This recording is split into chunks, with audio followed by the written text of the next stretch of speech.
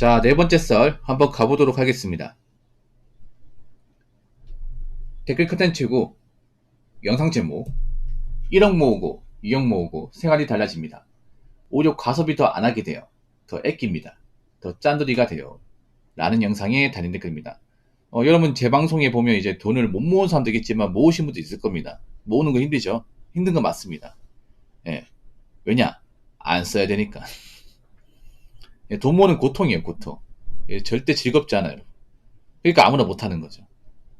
점점 한국 사람들이 뭔가 고통을 극복하는 사람보다 고통을 포기한 사람들이 많기 때문에, 예. 그래서 돈을 못 모으는 것 같아요. 요즘 사람들 보면 하고 싶은 거 통제를 못 하잖아. 내가 가진 게 없어도 하고 싶은 건 다 하고 살아야 된다. 그런 사람들이 많잖아요. 그러니까 돈은 못 모으고 빚만 쌓이는 거죠. 여러분 지금 경기 안 좋다고 아껴 쓰고 적게 쓰고 하는 사람 얼마나 될 것 같아요? 생각보다 별로 없어요.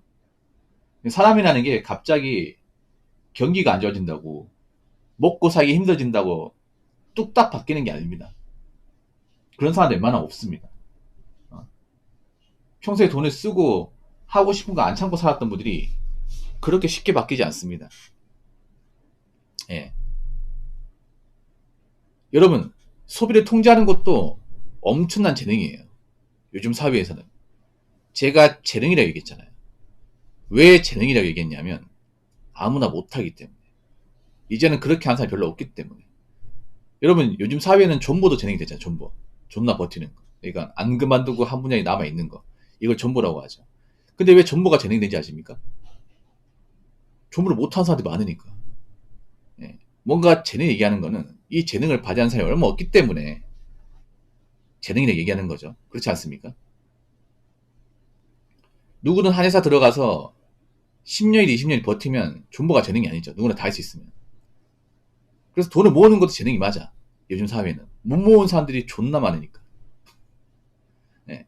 돈 관리 못한 사람들이 엄청 많으니까 재능이 맞습니다. 절대 다수는 못 모으니까.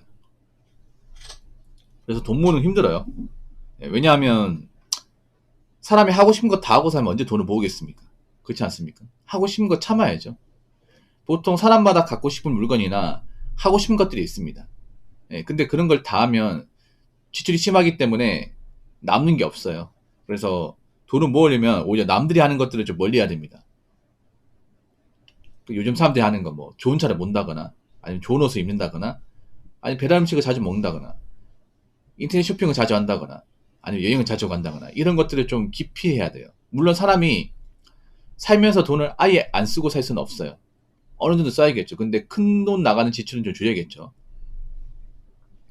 근데 사람이 갑자기 경기가 안 좋아진다고 돈을 갑자기 잘 모으는 게 아니에요. 예, 못 모은 사람 못 모아요. 지금도 경기가 안 좋음에도 이제 돈 쓰고 사는 분들 많이 있습니다. 왜냐? 원래 그렇게 살았기 때문에. 예, 원래.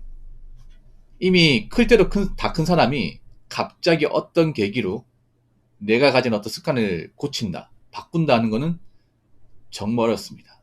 정말. 특히 여자분들은 더 어릴 거예요. 여자분들은 소비 약한 분들이 많기 때문에 이미 소비에 늪에 빠진 분들은 웬만하면 못 바꿔요. 웬만하면. 네. 어릴 때부터 아낄 수가 있던 분들이 계속 아끼는 거지. 어릴 때부터 하고 싶은 거 다 하고 살았던 분이 이제 나이 한참 먹어서 바꾼다? 크게 바꿔도 의미도 없고 잘 못 바꿉니다, 이게. 그래서 요즘에 보면 1억을 모은 사람이 별로 없습니다. 물론 1억의 가치가 예전에 비해서 줄어든 건 맞아요.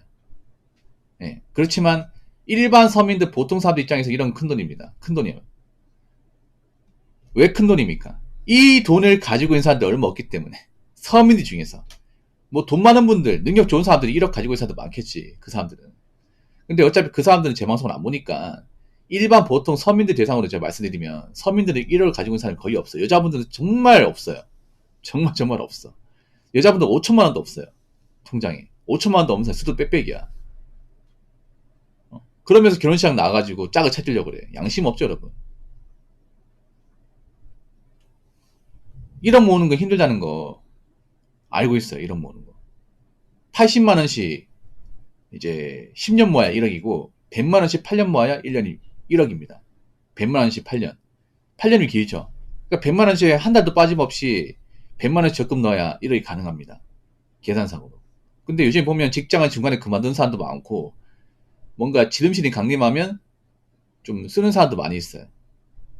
일단 간단하게 말씀드리면 남들이 하는 것 다 하면 돈을 모을 수가 없습니다.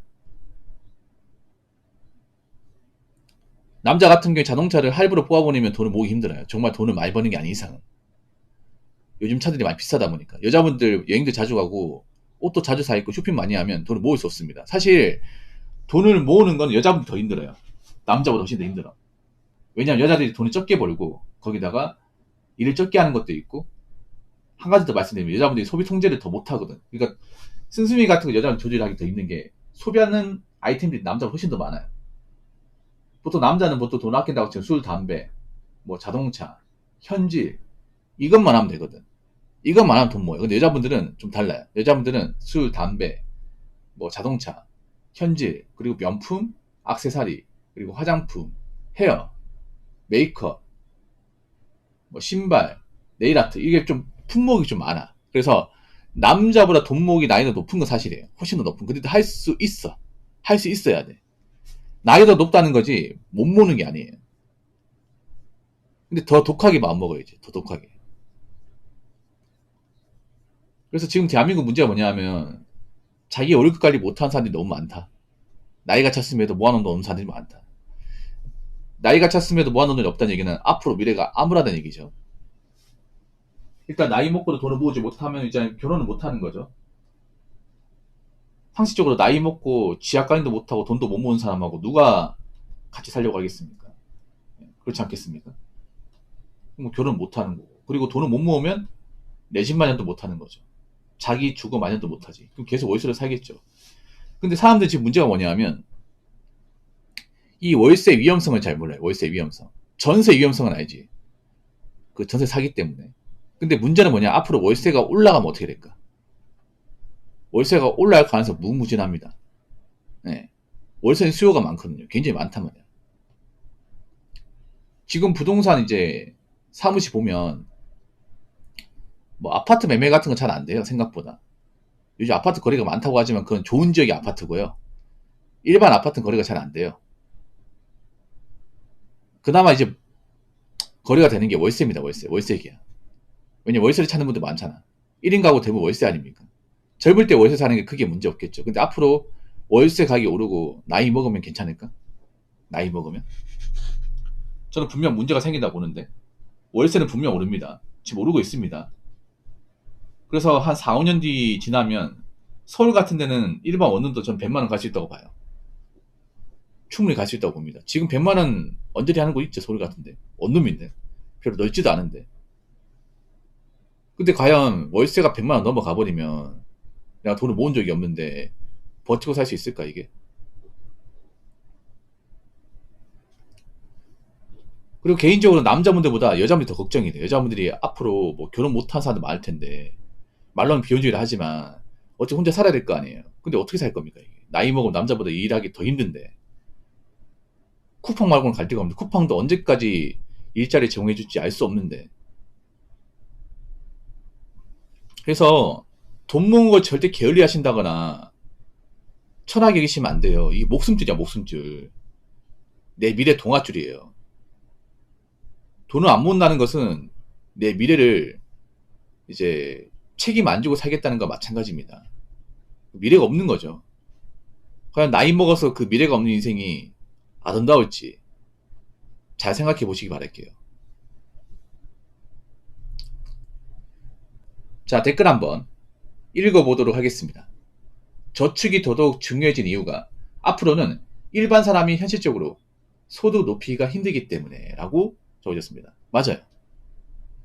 아픈 말이지만 사실입니다. 뭐냐면 일반 사람은 사실 월급 말고는 소득 올릴 수 있는 방법이 없어. 물론 이제 아르바이트나 뭐 투잡 같은 거 해가지고 소득 올릴 수 있겠지만 그게 엄청난 소득은 아니야.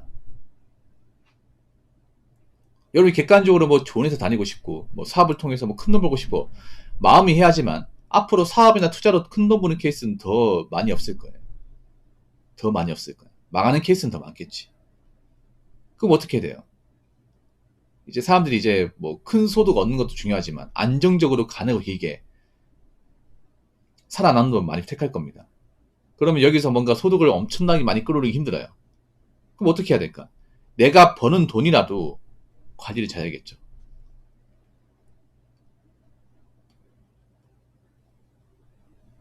그럼 버는 돈 관리 잘하는 게 뭘까? 간단합니다. 쓸데없는데 돈 안 쓰는 거. 한국 사람들 인정할지 모르겠지만 한국 사람들은 대체로 별로 필요하지 않은 것들 돈을 많이 씁니다. 배달 음식 안 먹어도 되잖아. 그거 안 먹는다고 주는 게 아니거든.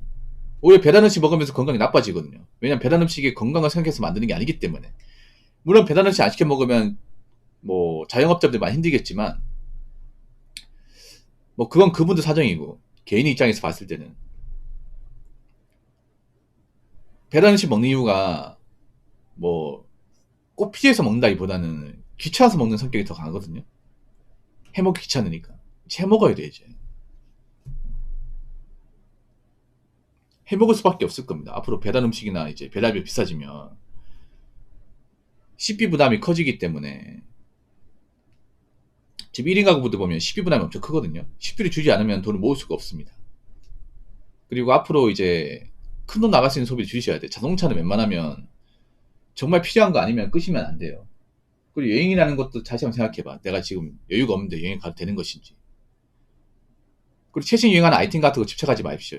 어차피 우리나라 유행은 정말 짧습니다. 유행 끝나면 대부분 사람들 안 찾아요. 안 찾습니다. 유행할 때만 반짝하고 유행 끝나면 아무것도 아니게 돼. 그래서 유행 같은 거 너무 집착하지 마시고. 그래서 돈 나가는 것들을 어떻게든 줄이셔야 될 겁니다. 이거 못하면 앞으로 미래가 없습니다. 일반 사람들은. 예. 자꾸 힘들다면서 돈 쓰고 댕기고 유행 쫓아댕기고 그렇게 살면 앞으로 답이 없을 겁니다. 그렇기 때문에 여러분 지금 매달 나오는 그 월급이라도 어떻게든 관리 잘 하시고 여러분 다닌 직장에서도 어떻게든 살아남으시기 바라겠습니다. 자, 이상으로 네 번째 썰 마치도록 하겠습니다.